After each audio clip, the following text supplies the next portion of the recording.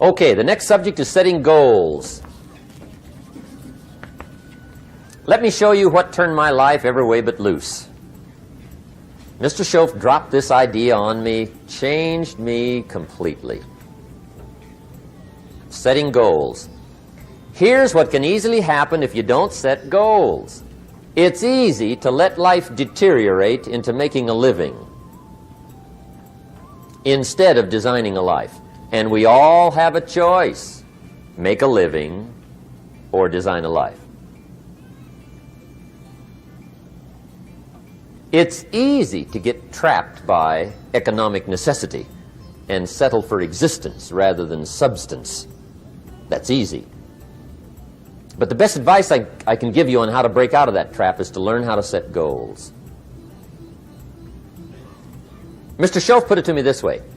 He said, Jim, if you had enough reasons, you could do the most incredible things. I never forgot how he put that. If you have enough reasons. See, reasons will change your whole life.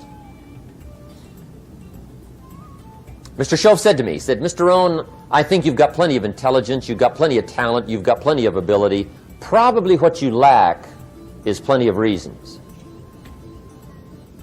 He said, I don't think your current bank balance is a true indication of your level of intelligence. I was happy to hear that. He said, I think you're much smarter than your present bank balance indicates. And that turned out to be true. I was much smarter. But of course my first question was, well then why isn't it bigger? And he said, you don't have enough reasons. You've got enough intelligence, but not enough reasons. So see, reasons can change your life. Here's what else I found out. Reasons come first, answers come second. You don't get the answers to do well till you get the reasons. Life has a mysterious way of hanging on to all the answers and only gives them up to the people that are inspired by reasons. So reasons make the difference in how your life works out. Now, what are some of the reasons for doing well? Let's go through a quick list called Reasons for Doing Well. First is personal reasons. Some people do well for recognition. Some people do well for respect. Some people do well for the way it makes them feel. They love the feeling of being a winner. Those are good reasons.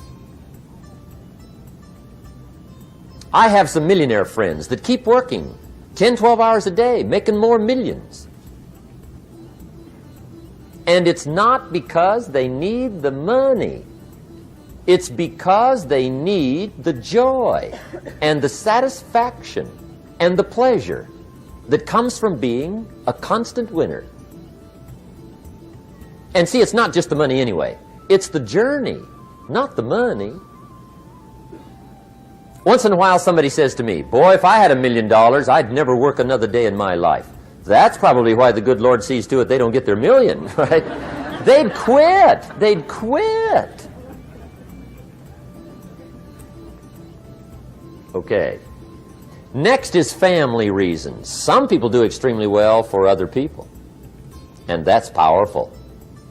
Human beings can greatly affect each other. Sometimes we will do things for somebody else we will not do for ourselves. We're made that way. I met a man one time who said, Mr. Rohn, to do all the things I want to do with my family around the world, he said, I got to have at least $250,000 a year. I thought, incredible. Could a guy's family affect him that much? And the answer is, of course. How fortunate are the people that find themselves greatly affected by somebody for personal achievement. And we are affected. The writer of a recent song said, if not for you, the winter would hold no spring, couldn't hear a robin sing. I just wouldn't have a clue if not for you. so we can be affected. That might be one of the most stimulating reasons to do well, finding somebody. When Andrew Carnegie died, the wee little Scotsman that built the big steel industry, when he died, they opened up his desk, and in one of the desk drawers, they found a slip of paper. On that piece of paper, Mr. Carnegie had written his goal for his life, and he wrote it when he was in his 20s. And on that piece of paper, it said, I'm going to spend the first half of my life accumulating money. I'm going to spend the last half of my life giving it all away. What a goal. He got so inspired by that goal that the first half of his life, he accumulated $450 million. And the last half of his life, he gave it all away. Good question tonight. What's got you turned on? What's got you bombed out of sight to get up early and stay up late and hit it all day? Next question. What's got you turned off? When I found the answers to those two questions, my life exploded into change. I finally found out what had me turned off, and I got that cured. And then I got me a long enough list of reasons to turn me on. And once the lights went on for me, age 25, they've never gone out.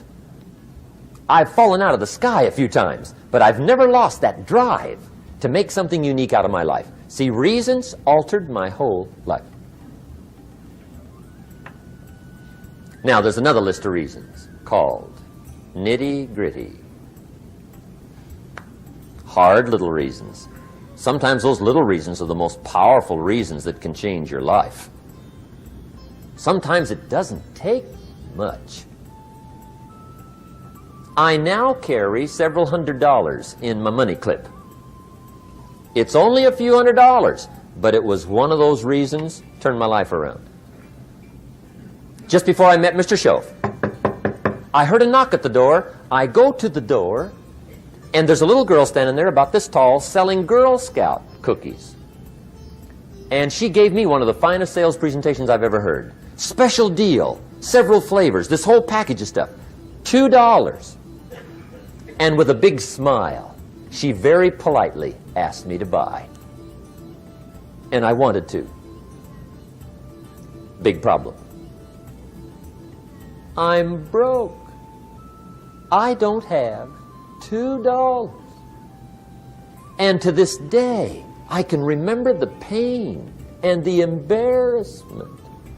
I'm a father. I'm a husband. I've been to college. I'm working. I'm 25. I don't have $2. And I didn't want to tell her that for some reason. So I did what I thought was next best. I lied to her. I said, hey, look, I've already bought lots of Girl Scout cookies. I've still got plenty stacked in the house, which was not true. But it seemed to get me off the hook for the moment. She said, well, gosh, that's wonderful. Thank you very much. And she went away. When she left, I closed the door, and that was the day I said to myself, I don't want to live like this anymore. I've had it with lying, and I've had it with being broke. I'm never going to let this happen to me ever again. I promised that day I would work as hard as possible and would always carry plenty. It took me a little while, but now I do. It was one of those reasons. And I guess I carry plenty for two reasons. One is the way it makes me feel, but also in case I bump into another Girl Scout selling cookies. Right? I'm ready.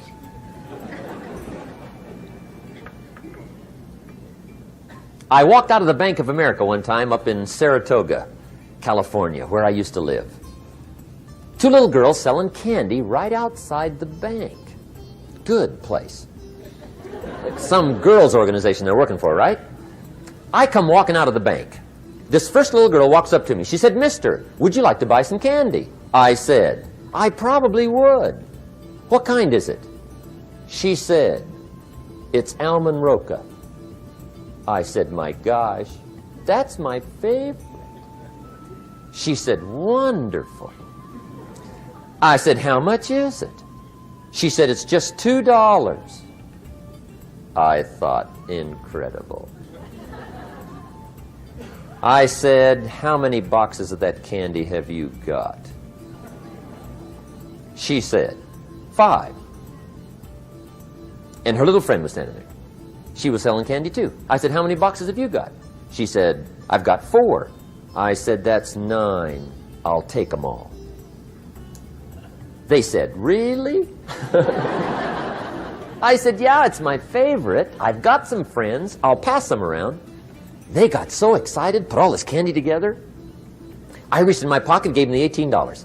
When I've got the candy and they've got the money, that first little girl looks up at me. She says, Mister, you are really something.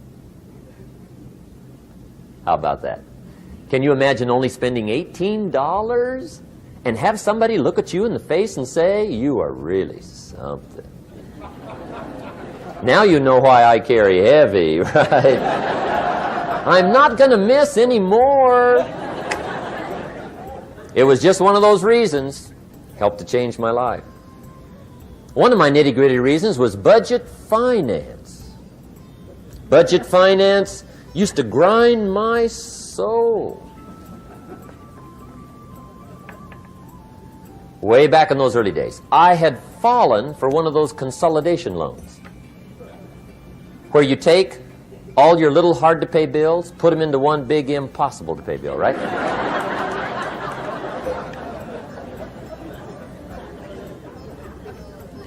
I would get 4 or 5 payments behind. This one guy used to call me day and night. I don't think they're allowed to do that anymore. Harassed me. Threatened to run me in front of the judge. Threatened to ruin my credit. Threatened to embarrass my family. One day he said, we're going to come get your car, drag it rear end up down the street in front of your neighbors. The guy even called me a flake. And back in those days, I'm broke, I'm pitiful, there's nothing I can do about it. But I never forgot how the guy treated me. And when I met Mr. Schoaf, and I got my life straightened out, and the money started to flow, that was one of my first projects, budget finance. I poured it on day and night. I finally put all the money together I owed him, which was considerable. I picked a day for the payoff. And when the payoff day came, I put the money in small bills in a big briefcase. And I walked into the budget finance office on Wilshire Boulevard in Los Angeles. The guy who harassed me so often, his desk was about 3 back. I walked right up to his desk, startled him. He wondered what I was doing there. It was the first time I'd been there since I borrowed the money, right? Without saying a word, I opened up this briefcase, dumped this pile of money all over his desk. I said, count it. It's all there. I will never be back. And I turned around and stormed out. Now, that might not be noble, but if you haven't tried it, you've got to one time.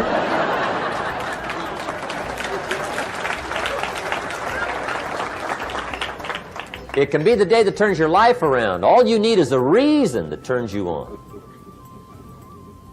One of my dear friends, Robert Depew, Bobby used to be a school teacher in Lindsay, olive capital of the world. Bobby taught school several years, got a little weary teaching school. One day decided he wanted to get into sales. So without telling anybody, he just up and quit his job teaching school and jumped into sales. When he did, his brother made fun of him, laughed at him, put him down, said Robert's lost his mind. Had a good job teaching school, now he thinks he's a salesman. He's going to go down the drain, lose everything. Just put him down something fierce. Bobby said, the way my brother acted when I got into sales, he said that made me so mad, I decided to get rich. And my question for you tonight is, Is it possible to get that mad? Of course. Wealth is not a matter of intelligence. It's a matter of inspiration. Today, Robert happens to be one of my millionaire friends. Bobby's rich.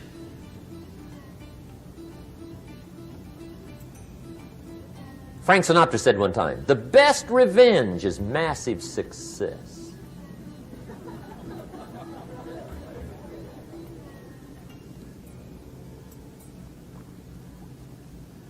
Hey, get you a long enough list of reasons so that after tonight you never lack for inspiration. You might not have all the answers right away, but you can get the answers if you can get the reasons. Now, let me give you a little simple formula for goal setting. Okay? We take 2.5 hours on the weekend for the whole 10-year plan. We don't have time for that tonight. But let me get you started with a little simple formula Mr. Schoaf gave me.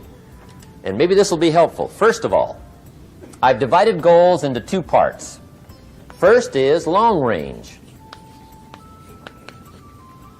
Long range goals. That's your dreams. Your dreams for the next 3, 5, 10, 20, 30, 40 years. Actually, the rest of your life. Your dreams. You've got to keep dreaming. Ronald Reagan, president, said to the joint session of Congress a few weeks ago, the Republic is a dream. And if we don't keep dreaming, we will lose the Republic. Your better future is a dream for yourself and for your family. Where do you want to go? What do you want to do? What do you want to be? What do you want to see? You've got to dream dreams. There's a Bible phrase that says, without dreams and visions, people perish. You've got to have something to go for that inspires the heart and the soul. Dreams. From the children of Sanchez, it says, take the crumbs from starving soldiers, they won't die. Take the bread from hungry children, they won't cry. But without dreams, we all will die. You've got to dream. Don't lose your dreams. For yourself, for your future, for your family. The dreams of love and enterprise and travel and doing things. Becoming something unique on your journey here. Don't lose your dreams. Do some dreaming. That's long-range goals. You've got to have those. So that's number 1. Here's the second part of goals, short range. Short-range goals. That's your goals for tomorrow, this week, this month, this year. The immediate future. We call these confidence builders. Because if you set up something short-range, go for it. Get it. Latch onto it. Work hard. Accomplish it. That starts building your strong feelings to go for your dreams. Now, I've divided goals into 3 categories. Here they are. Number 1 is economic. That's your goals for money, income, business, profits, production. Economics. Make sure you've got your economics well planned. Economics plays a major role in everybody's life. Economics is major, which means it ought to be meticulously well planned for tomorrow, this week, this month, this year, long range. What if you asked somebody tomorrow if you could see their meticulously well-planned list of economic goals? What would they probably say? They'd say, you some kind of a nut? You must be weird. Hey, I found out what success is. Success is doing what the failures won't do. Make sure you've got your economics well planned. It'll put you in the top 5%. One of the key little subjects we talk about on the weekend is the 7 fundamentals for wealth and happiness. And that's one of them, well-planned economics. It's a fundamental if you want to do well. Join the top 5%. Anybody in this room can join the top 5%, if you will. Okay. Now here's the second category of goals, things. Make a list of the things you want. And on my list of things, now I put everything. Little things as well as major things. Doesn't matter how small it is, it goes on my list. I used to just put major things, cars, homes. I don't do that anymore. I now load my list with everything. Everything. And the reason is, part of the fun of having a list is checking it off. That's it. Boy, at the end of the day, if you can go, got it, got it, got it, got it, got it, got it, whatever it is, right? You get into the habit. So load up your list, the things you want. Now, when you check off something major, celebrate. That's an important point to make. Celebrate your achievements. Live it up. Have a party when you reach something you've worked for a while. See, we all grow from two experiences. One is called the pain of losing. The other one is called the joy of winning.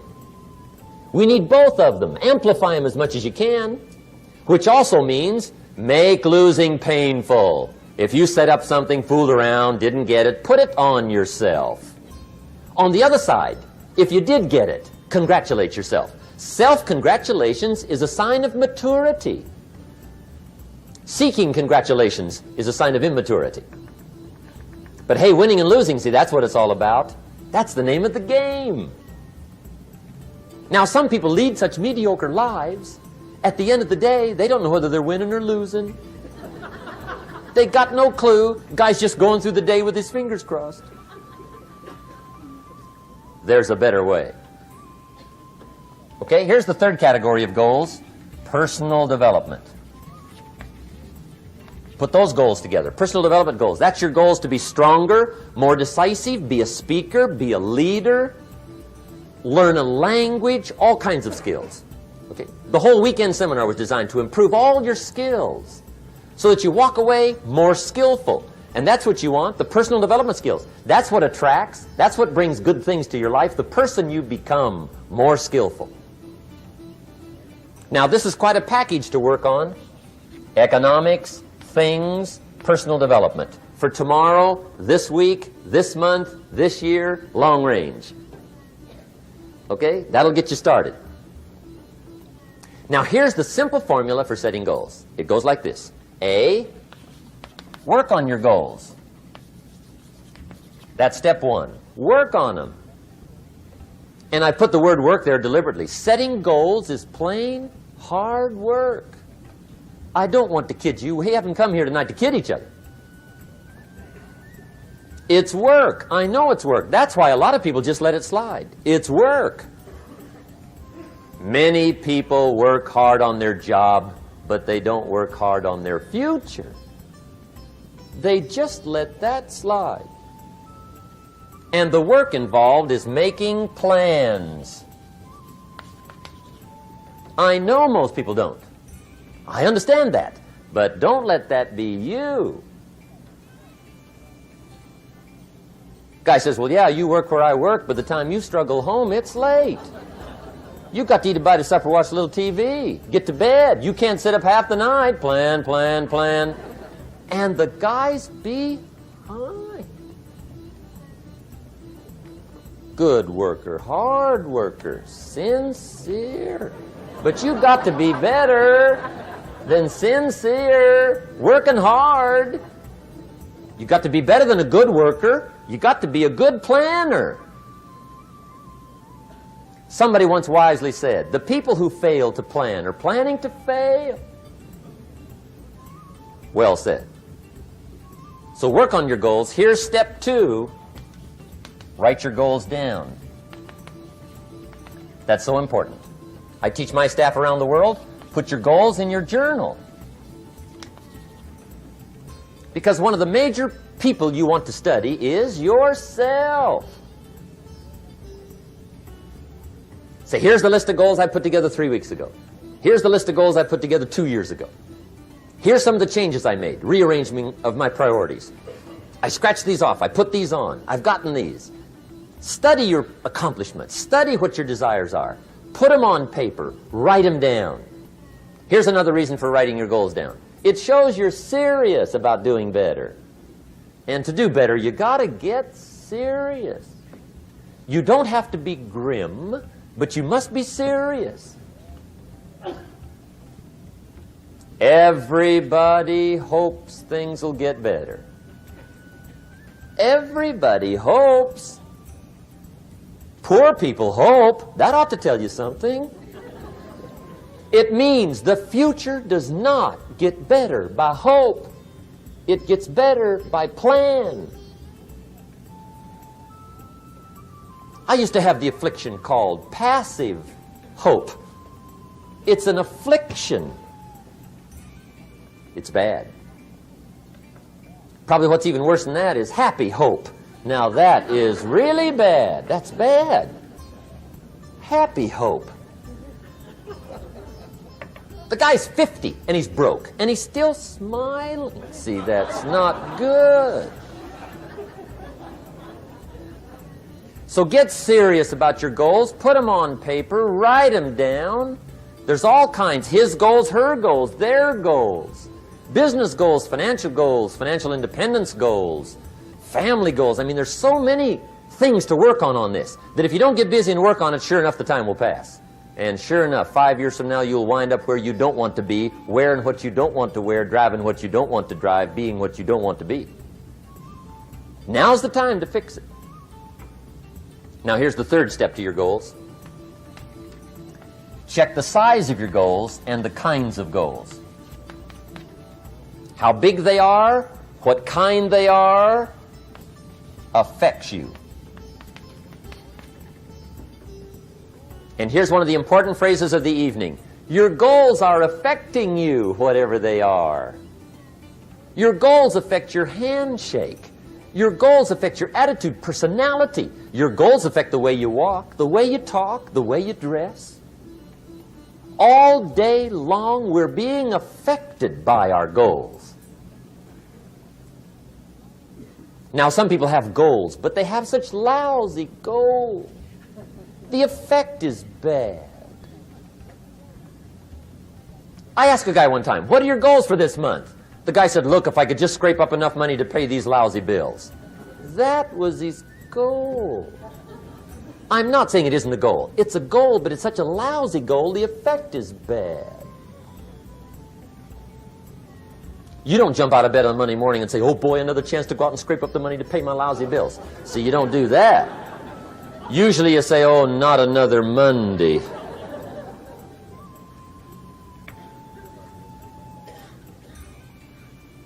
And some people have so given up on life, they have joined the thank God it's Friday club. How sad. Surely those are the same people, when life is over for them, will say, thank God it's over.